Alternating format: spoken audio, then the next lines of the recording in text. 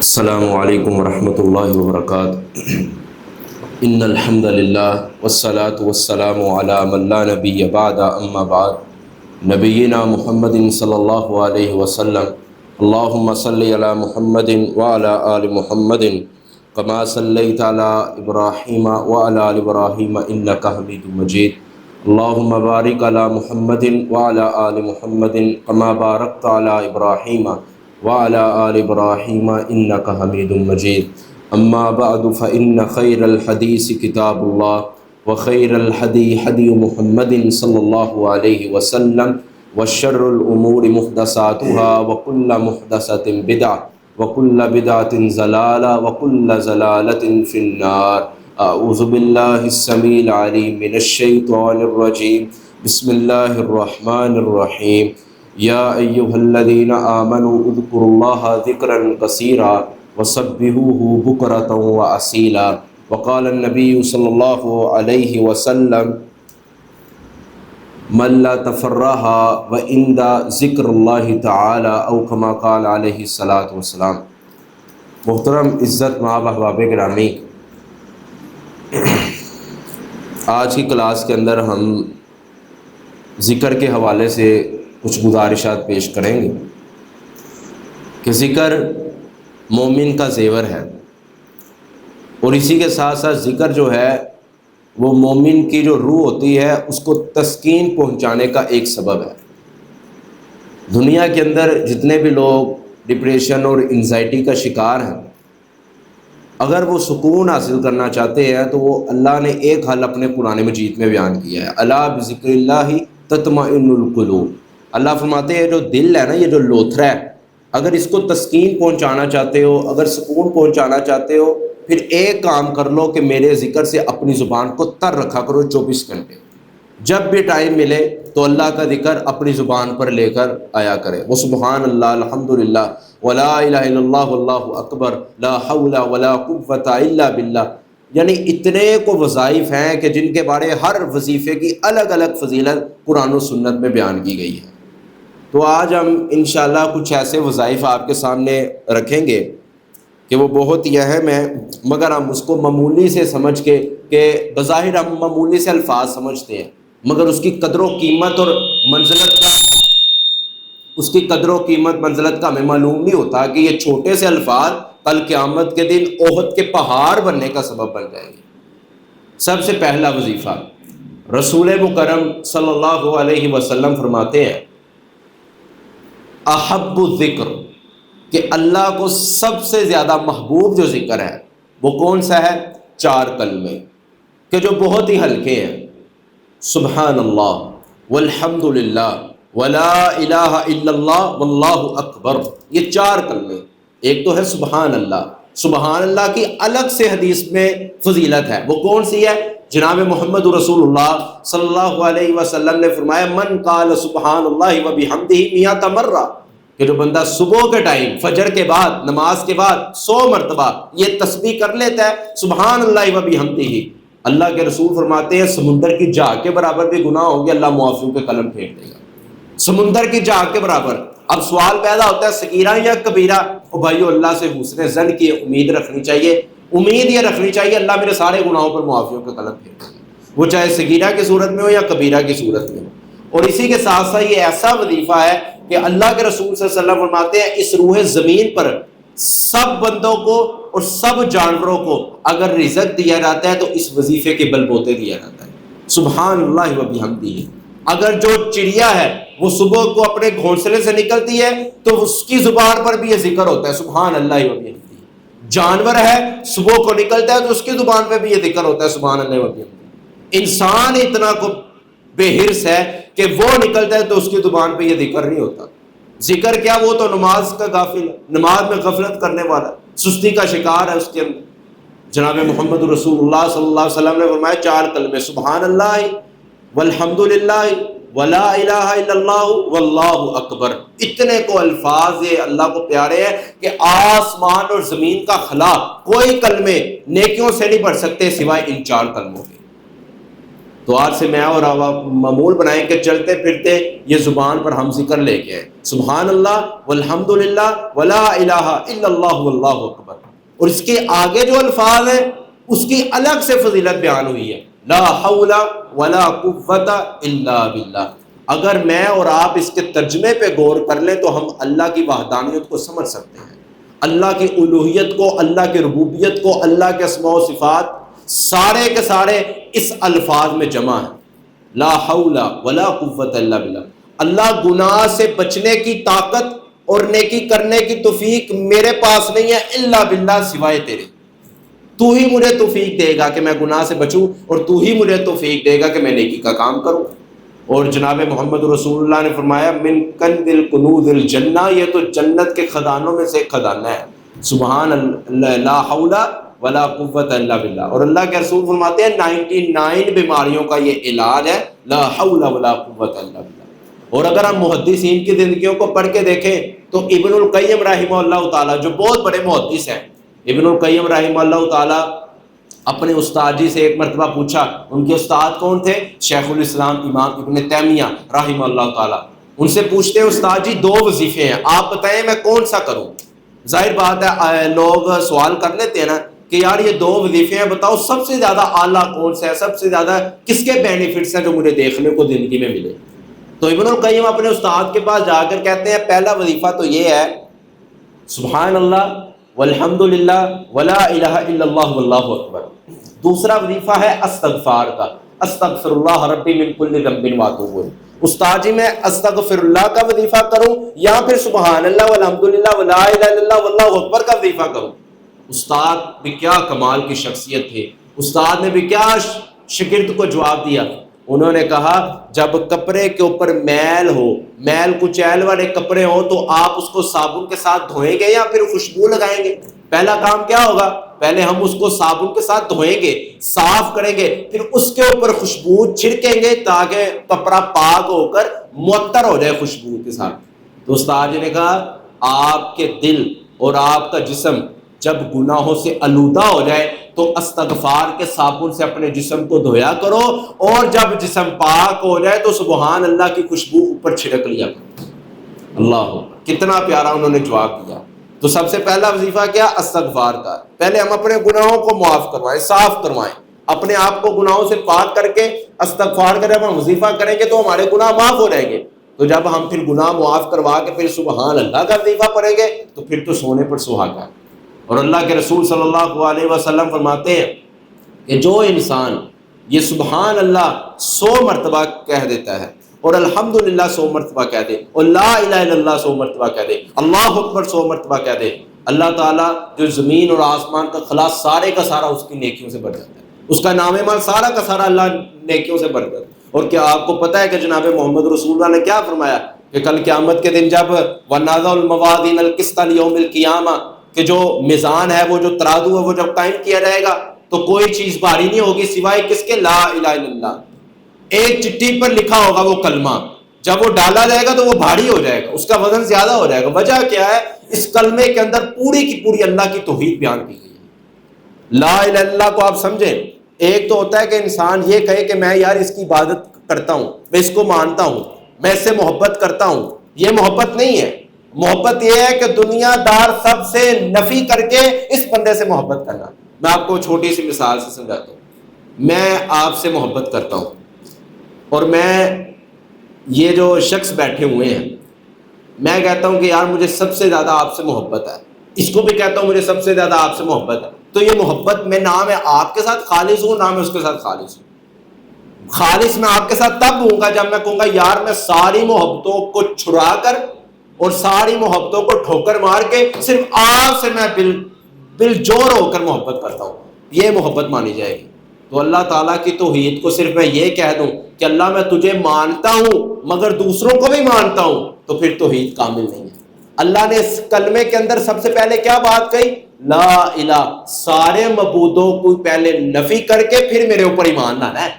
پہلے میرے اوپر ایمان نہیں لانا، تمہارا ایمان تب قبول کیا جائے گا جب تمام معبودوں کی نفی کرو گے جو معبود باطل ہیں۔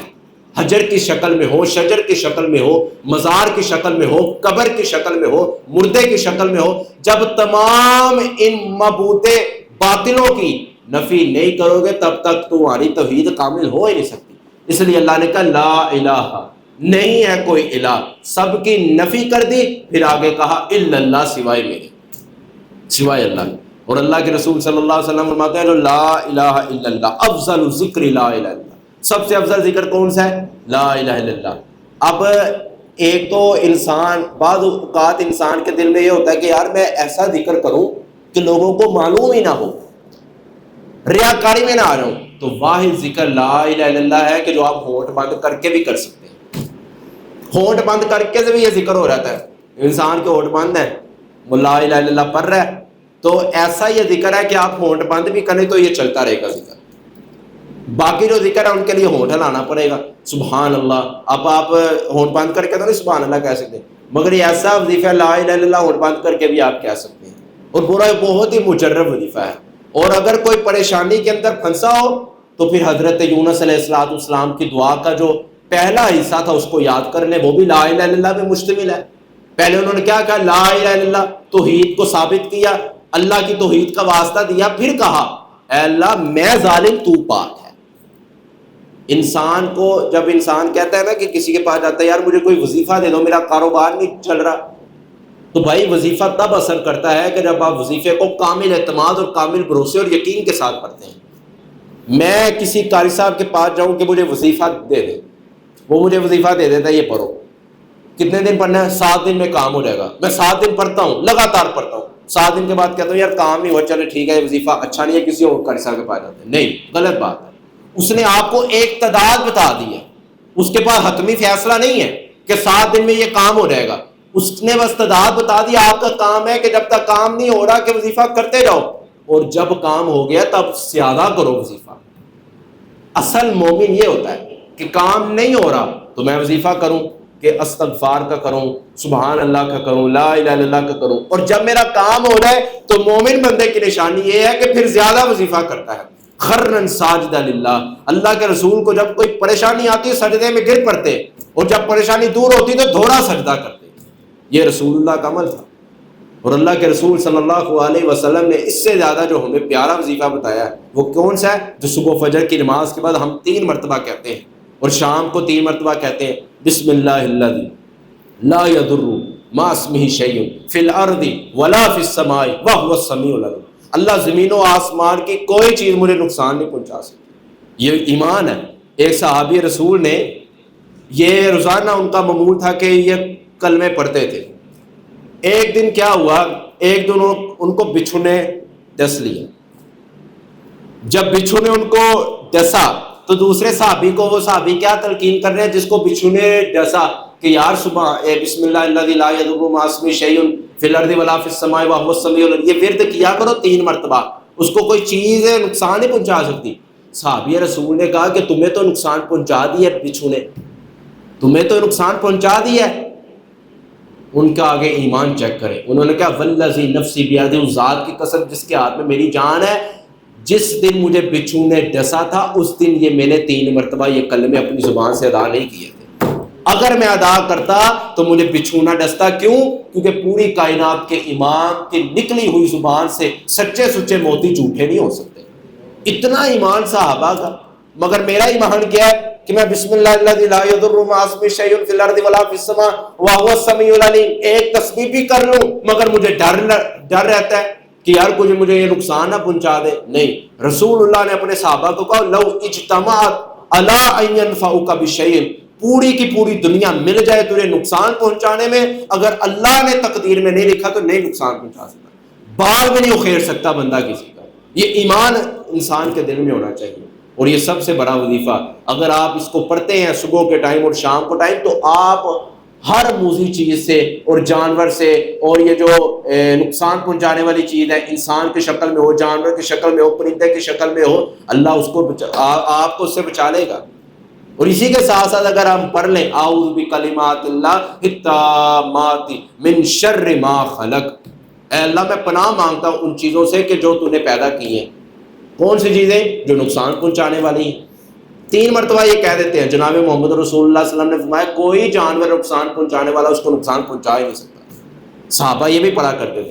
اس کے ساتھ ساتھ اگر آپ یہ بھی پڑھیں تو بڑا اچھا ہے، اعوذ بکلمات اللہ التامات من کل شیطان وہامۃ ومن کل عین لامہ۔ اللہ اکبر، اے اللہ میں اس نگاہ سے تیری پناہ مانگتا ہوں جو نگاہ دیکھنے والی، حسد کرنے والی ہے، شر والی نگاہ ہے۔ جناب محمد رسول اللہ اپنے نواسے حسن حسین کو یہ پڑھ کے دم کیا کرتے تھے۔ اگر آپ کے گھر کسی بیٹے کو، کسی بیٹی کو، بھائی کو یا والدہ کو یا والد صاحب کو اگر کوئی نظر لگ جائے کسی کی، کیونکہ نظر بد حق ہے، جناب محمد رسول اللہ نے فرمایا العین الحق، نظر بد حق ہے، یہ ایسی گندی نظر ہوتی ہے، ایسی گندی نظر ہوتی ہے کہ انسان کو قبر کے اندر داخل کر دیتی ہے۔ انسان صحیح سلامت ہوتا ہے مگر یہ نظر بد انسان کو قبر کے اندر داخل کر دیتی ہے اور اونٹ کو ہنڈیا کے اندر داخل کر دیتی ہے۔ صحیح سلامت اونٹ ہوتا ہے مگر ہنڈیا میں جا گرتا ہے، کیا وجہ؟ نظر بد سے بیمار ہو جاتا ہے، پھر اس کو ذبح کرنا پڑتا ہے۔ انسان صحیح سلامت ہوتا ہے کہ یار یہ تو صحیح تھا، مگر نظر بد ایسی ہے کہ مصطفیٰ نے فرمایا اکثر میری امت کی جو موتیں ہوں گی وہ نظر بد کی وجہ سے ہوں گی۔ صحیح سلامت کو یہ نظر بد قبر کے اندر داخل کر دے گی۔ آقا علیہ الصلوۃ والسلام کو نہیں ہوا، آقا علیہ الصلوۃ والسلام پہ نہیں ہوئی ہے، صحابہ کرام پہ ہوئی ہے، مگر رسول اللہ صلی اللہ علیہ وسلم نے تعلیم کیا دی؟ نواسے حضرت حسین کو جب زیادہ نظر لگ جاتی رسول اللہ فرماتے اعیذکما بکلمات اللہ التامات من کل شیطان وہامۃ ومن کل عین لامہ، یہ پڑھ کر دم کیا کرتے۔ اور ان کی جو ماں تھی حضرت فاطمہ رضی اللہ تعالیٰ عنہ کو کہتے جب بھی اٹھا کرو اپنے بیٹوں کے اوپر یہ پڑھ کے دم کیا کرو۔ مگر آج میرا اور آپ کا رویہ کیا ہے؟ صرف ہم دیکھتے ہیں حدیثوں میں لکھا ہوا ہے، مگر جب بیٹا بیمار ہو نہیں یقین، ہم نے عاملوں کے پاس بھاگنا ہے، ہم نے عاملوں کے پاس۔ وہ عامل کون سے ہیں؟ تویز کا گھنٹا ڈال کے اس کے گلے میں ڈال دیتے ہیں، اتنا موٹا تویز ہوتا ہے، جی آپ کا بچے کو بڑی گہری نظر لگی ہے، اس کے گلے کے اندر ڈال دو، اس کے پاؤں کے اندر ڈال دو۔ یہ دین ہے؟ یہ تو خوار اور مذاق ہے۔ اگر میں نے اور آپ نے صحیح سیرت اگر مصطفیٰ کی پڑھی ہوتی تو کبھی بھی میں اور آپ عاملوں کے پاس نہ جاتے، بلکہ قرآن کھول کے قرآن سے شفا ہم حاصل کرتے۔ کیا حضرت ابو سعید خدری کو قرآن پہ یقین نہیں تھا؟ اس لیے تو 40 اور 30 بکریاں نہیں مل گئی۔ 7 مرتبہ جو قوم کا بڑا لیڈر تھا بچھو نے ڈس لیا، 7 مرتبہ فاتح پڑھی، شفا مل گئی۔ رسول اللہ کے پاس آئے، رسول اللہ نے پوچھا تجھے کیسے پتا چلا فاتحہ شفا ہے؟ فرمایا اچانک کہ میرے دل کے اندر اللہ نے یہ بات ڈال دی فاتحہ پر شفا ہو جائے۔ 7 مرتبہ صرف فاتحہ پڑھنے کی دیر ہے، شفا ہو گئی۔ آج میں بھی دم کروں، آپ بھی دم کریں، مگر اثر کیوں نہیں ہے؟ او بھائی میرا اور آپ کا خود کا عمل نہیں ہے۔ میرا اور آپ کا جب عمل ہوگا تمہاری زبان سے نکلنے والے الفاظ کسی کے دل پہ جا کے تاثیر کریں گے۔ عمل سب سے پہلے ضروری ہے، اور اس کے ساتھ سب سے اعلیٰ اور ترین وظیفہ، اس سے بھی بڑھ کر وظیفہ جو جناب محمد رسول اللہ صلی اللہ علیہ وسلم نے فرمایا وہ کون سا ہے؟ سبحان اللہ۔ یہ بہت ہی اعلیٰ وظیفہ ہے۔ سبحان اللہ وبحمدہ عدد خلقہ ورضا نفسہ وزینۃ عرشہ ومداد کلماتہ۔ ہائے ہائے، اگر آپ اس کے الفاظ پڑھ لینا تو کیا اللہ اکبر و کبیرہ، اللہ تعالیٰ نے اس پہ کیا اپنی توحید کا بھی ذکر کیا۔ سبحان اللہ وبحمدہ، اللہ ساری حمدیں تیرے لیے، ساری حمدیں عدد خلقہ، مخلوق کی گنتی کے برابر تیری حمدیں ہیں۔ ورضا نفسہ، جس طرح تو چاہے اتنی تیری حمدیں ہیں۔ وزینۃ عرشہ، تیرے عرش کے برابر تیری حمدیں ہیں۔ ومداد کلماتہ، اور اے اللہ جو سیاہی کے ساتھ تو نے کلمے لکھے ہیں اس کے برابر تیری حمدیں ہیں۔ بندہ اقرار کر رہا ہے۔ اور جناب محمد رسول اللہ صلی اللہ علیہ وسلم کی زوجہ کون سی؟ حضرت جویریہ بنت حارث رضی اللہ تعالیٰ عنہ، ہماری ماں بیٹھی ہوئی تھی مصلی پر، فجر پڑھ کے اشراق کا ٹائم ہو گیا۔ رسول اللہ کا معمول یہ تھا کہ فجر پڑھ کے آپ باہر چلے جاتے صحابہ کے ساتھ۔ جب واپس آئے اشراق کا وقت ہے، آپ کی بیوی حضرت جویریہ بنت حارث مصلی کے اوپر ہے۔ رسول اللہ نے کہا ابھی تک مصلی پہ بیٹھی ہو؟ فرمایا اللہ کے رسول ابھی تک بیٹھی ہوں۔ میں نے کہا چلے فجر تک اشراق تک ذکر کروں گی، اشراق کی نماز پڑھ کے پھر مصلی سے اٹھوں گی۔ فرمایا تم ابھی تک مصلی پہ بیٹھی ہو، میں محمد نے 3 کلمے ایسے پڑھے ہیں جو جبریل نے مجھے آج آ کر بتائے تھے۔ جبریل نے کہا تھا کہ جو فجر کے بعد یہ 3 مرتبہ کلمے کہہ دیتا ہے 24 گھنٹے اس کے نام اعمال میں نیکیاں لکھی جاتی ہیں۔ 24 گھنٹے اس کے نام اعمال فرشتے لکھ رہے ہیں نیکیوں کے ساتھ، صرف 3 مرتبہ یہ کلمہ پڑھنے سے۔ حضرت جویریہ کو بھی رسول اللہ صلی اللہ علیہ وسلم نے یہ کلمہ سکھلائے کہ اتنی دیر بیٹھی رہتی ہو، فجر کے بعد یہ 3 مرتبہ پڑھ لیا کرو، 24 گھنٹے تمہیں ثواب پہنچتا رہے گا۔ سبحان اللہ و بحمدہ عدد خلقہ و رضا نفسہ و زنۃ عرشہ و مداد کلماتہ۔ اور اس سے بھی اعلیٰ وظیفہ اللہ کے رسول صلی اللہ علیہ وسلم فرماتے ہیں، جو بندہ یہ کہہ دیتا ہے یا حی یا قیوم برحمتک استغیث اصلح لشانی کلہ ولا تکلنی الی نفسی طرفۃ عین۔ اگر میں آپ کو اس کا ترجمہ بتاؤں تو آپ حیران ہو جائیں گے۔ یا حی یا قیوم، اے زندہ اور قائم رہنے والے اللہ، برحمتک استغیث، میرے پلے تو کچھ نہیں ہے، گناہوں سے بھرا ہوا ہوں، سیاہوں سے بھرا ہوا ہوں، خطا کار ہوں، تیرے در کا فقیر ہوں، برحمتک استغیث، تیری رحمت کا واسطہ دے کر تجھ سے سوال کرتا ہوں۔ اور جو بندہ اللہ کو اس کی رحمت کا واسطہ دے کے سوال کرے کہ اللہ اس کو عطا نہیں کرے گا؟ ان رحمتی وسعت کل شیء، اس کی رحمت تو ہر جگہ پھیلی ہوئی ہے۔ دیکھیں اس کی رحمت کے قدرت آپ کو دیکھنے کو ملیں گے، شہروں کے اندر، جنگلوں کے اندر۔ پھر آگے کیا الفاظ ہیں؟ اللہ اکبر، یا حی یا قیوم برحمتک استغیث اصلح لشانی، اللہ میری اصلاح کر دے، ولا تکلنی الی نفسی طرفۃ عین، اللہ آنکھ جھپکنے کے برابر بھی مجھے اپنے نفس کے سپرد نہ کری۔ انسان کو پتہ نہیں ہے کہ وہ جب مرضی اپنے نفس کے سپرد ہو جائے، اس کو نہیں پتا، نفس اس کو جیسے مرضی گناہ کی طرف مائل کر لے۔ بندہ کیا کہہ رہا ہے؟ الی نفسی طرفۃ عین، اللہ آنکھ کے جھپکنے کے برابر بھی مجھے اپنے نفس کا تابع نہ بنائی، صرف اپنی رحمت کا تابع بنائی۔ اور جناب محمد رسول اللہ نے فرمایا جس کی خواہشات ابھرتی ہیں گناہ کے لیے، وہ یہ دعا پڑھ لے، اس کی خواہشات ختم ہو جائیں، اللہ گناہوں سے بچا لیں گے اس کو۔ اور اس سے بھی بڑا وظیفہ، اب 3 وظیفے آپ کو بتاتا ہوں، اس کے بعد پھر اجازت چاہوں گا۔ اگر آپ چاہتے ہیں کہ جب بھی آپ ہاتھ اٹھائیں تو آپ کی فوراً دعا قبول ہو جائے، ایک تو ہے دعا میں تخیر، اور ایک تو ہے کہ ایسے ہاتھ اٹھائیں فوراً اللہ کے ہاں قبول ہو جائے، تو پھر ایک وظیفہ میں آپ کو بتاتا ہوں جو جناب محمد رسول اللہ صلی اللہ علیہ وسلم نے صحابہ کو بتایا ہے۔ رسول اللہ ایک مرتبہ گزر رہے تھے تو ایک صحابی ہاتھ اٹھا کر دعا کر رہے تھے، ایسے الفاظ انہوں نے کہے کہ اللہ کے رسول نے فرمایا اس نے ایسے الفاظ کہے ہیں کہ اب جو مانگے گا اللہ فوراً عطا کر دے گا۔ وہ دعا کون سی ہے؟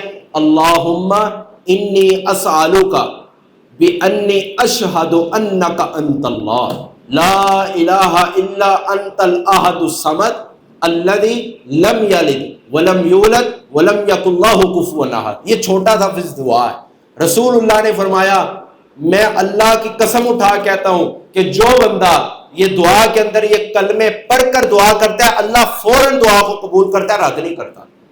کون سے؟ اللہم انی اسألک بانی اشہد انک انت اللہ لا الہ الا انت الاحد الصمد الذی لم یلد ولم یولد ولم یکن لہ کفوا احد۔ اور اس کے ساتھ اگر آپ یہ دعا ملا لیں، اللہم انی اسألک بانک انت اللہ لا الہ الا انت المنان بدیع السماوات والارض یا ذا الجلال والاکرام یا حی یا قیوم برحمتک استغیث۔ یہ جو بندہ یہ 2 کلمے 2 دعائیں پڑھ کے دعا کرے گا، اللہ کے رسول فرماتے ہیں فوراً اللہ قبول کر لے گا۔ تو یہ دعا کی قبولیت کے لیے سب سے مجرب وظیفہ ہے۔ آپ عاملوں کے پاس جانے کی آپ کو ضرورت نہیں ہے۔ سب سے بڑے ہمارے روحانی امام اور سب سے بڑے ہمارے روحانی باپ ہمارے جناب محمد رسول اللہ صلی اللہ علیہ وسلم ہیں، جنہوں نے اپنے بیٹوں کو اور اپنی بیٹیوں کو کیا تربیت، ہمارے باپ ہیں اللہ کے رسول، روحانی، جسمانی نہیں، روحانی باپ ہے اللہ کے رسول۔ ہمیں تعلیم یہ دے کے گئے ہیں کہ یہ 2 کلمے، یہ 2 دعائیں اپنی دعا کے اندر شامل کر لو، اللہ دعا کو قبول کر لے گا۔ آج یہ آپ کر کے دیکھیں، آپ کی دعائیں قبول ہوں گی، اور یہ میرا اس پہ تجربہ ہے۔ ایک میرے یہ دعا پڑھ کے میں دعا کرتا ہوں، میں نے آج تک زندگی میں جو بھی یہ کلمے پڑھ کے دعا کی ہے واللہ العظیم ہفتے سے پہلے وہ کام ہو جاتا ہے، ہفتے سے پہلے۔ میں بہت بڑی آپ کو بات بتا رہا ہوں، جتنا مرضی مشکل کام ہے ہفتہ نہیں وہ کام کو لگتا کہ اللہ آسان کر دیتا ہے وہ کام۔ ایک میں یہ وظیفے پڑھتا ہوں اور ایک میں وظیفہ یہ کرتا ہوں کہ جو رسول اللہ صلی اللہ علیہ وسلم نے حضرت ام سلمہ کو بتایا تھا۔ کیا بتایا تھا؟ بدھ والے دن، کب؟ بدھ والے دن ظہر سے لے کے جو عصر تک کا ٹائم ہوتا ہے یہ قبولیت کا ٹائم ہوتا ہے۔ ام سلمہ بیان کرتی ہے کہ میرا تھوڑا سا معاملہ بن گیا، میں نے اتوار کو دعا کی، دعا قبول نہیں ہو رہی، پیر کو کی قبول نہیں ہو رہی، منگل کو کی قبول نہیں ہو رہی، بدھ کو کی، بدھ کو میں ظہر کی نماز پڑھ کے بیٹھی عصر تک، تو جب عصر کے بعد اٹھی تو مغرب سے پہلے میرے پاس وہ خوشخبری آ گئی جو میرے کام چاہیے، مغرب سے پہلے رسول اللہ کے پاس میں چلی گئی، تو رسول اللہ صلی اللہ علیہ وسلم نے کہا کہ جو بدھ والے دن ظہر سے عصر تک کی جو گھڑی ہوتی ہے یہ قبولیت کی گھڑی۔ آج تک ہمیں یہ پتہ ہی نہیں ہے، آج تک پتہ تھا کسی کو کہ بدھ والے دن ظہر سے عصر تک یہ جو گھڑی ہے یہ قبولیت کی گھڑی ہے؟ اور اس قبولیت کی گھڑی میں آپ نے کرنا کیا ہے؟ رسول اللہ نے حضرت ام سلمہ کو کہا بدھ والے دن ظہر سے لے کے عصر تک جب بیٹھنا ہے دعا کرنی ہے تو سب سے پہلے 10 مرتبہ سبحان اللہ پڑھنا ہے، 10 مرتبہ الحمدللہ اور 10 مرتبہ اللہ اکبر کہہ کے پھر یہ جو دو دعائیں میں نے آپ کو بتائی ہیں یہ کہہ کر پھر اپنی دعا کو شروع کرنا ہے۔ حضرت ام سلمہ بتاتی ہیں کہ میں سوچتی تھی کہ بدھ کب آئے اور کب میں دعا کروں اور اللہ سے قبولیت کا درجہ حاصل کروں۔ یہ میں نے آپ کو وظائف بتائے ہیں، اللہ عمل کرنے کی ہمیں توفیق عطا فرمائے، اور یہ بہت ہی مجرب وظائف ہیں، اپنی زندگی کا اس کو حصہ بنا لیں۔ کوئی انزائٹی کا شکار ہے، ڈپریشن کا شکار ہے تو اللہ کا کثرت کے ساتھ ذکر کرے، اور اگر کوئی چاہتا ہے کہ رزق کے اندر کوئی تنگی ہے تو وہ سب سے زیادہ استغفار کا وظیفہ کرے۔ استغفر اللہ سے بھر کے آپ کے رزق کی بندشوں کو کوئی وظیفہ کھول نہیں سکتا، کیونکہ قرآن اس کی گواہی دے رہا ہے۔ فَقُلْتُ اسْتَغْفِرُوا رَبَّكُمْ إِنَّهُ كَانَ غَفَّارًا يُرْسِلِ السَّمَاءَ عَلَيْكُمْ مِدْرَارًا وَيُمْدِدْكُمْ بِأَمْوَالٍ وَبَنِينَ۔ اللہ فرماتے ہیں استغفار کرو، 4 انعام دوں گا، جنت بھی دوں گا، مال بھی دوں گا، بیٹے بھی دوں گا، اور آسمان سے بارش بھی برساؤں گا۔ یہ اللہ کے قرآن ہے، اور قرآن کیسا ہے؟ ذالک الکتاب لا ریب فیہ، اس میں ہر بات جو بغیر شکے کے، بغیر شبے کے اور بغیر شک کے بیان کی گئی ہے۔ ہمارا ایمان ہے تو ہمارا ایمان ہے تو ہمیں بھی عمل بھی کرنا چاہیے، استغفار کی کثرت کریں، انشاءاللہ آپ کے جو رزق کے دروازے بند ہوئے ہیں اللہ رزق کے پھاٹک کھول دے گا۔ اور اگر چاہتے ہیں کہ زندگی کے اندر سکون آ جائے تو پھر کثرت کے ساتھ اللہ کا ذکر کریں، اور اگر چاہتے ہیں کہ اللہ آپ کو مستجاب الدعوات بنا دے، اللہ ہر دعا کو قبول آپ کی کر لے، تو پھر زیادہ سے زیادہ بدھ والے دن ظہر سے عصر ٹائم بیٹھ کے دعاؤں پہ کثرت کیا کریں، اور جمعے والے دن بھی عصر سے مغرب تک دعاؤں میں کثرت کیا کریں، اور اس کے ساتھ ساتھ جو میں نے آپ کو 2 کلمے بتائے ہیں، جو وظیفے بتائے ہیں، اس میں بھی کثرت کیا کریں۔ اللہ سبحانہ و تعالیٰ سے دعا ہے اللہ ہمیں سب کو مستجاب الدعوات بنا دے، اور اللہ ہمارے گناہوں پر معافیوں کے قلم پھیر کے اللہ ہمیں اپنی زبان کو اپنے ذکر سے تر رکھنے کی توفیق عطا فرمائے۔ اقول قولی ھذا استغفر اللہ لی ولکم وآخر دعوانا الحمد للہ رب العالمین۔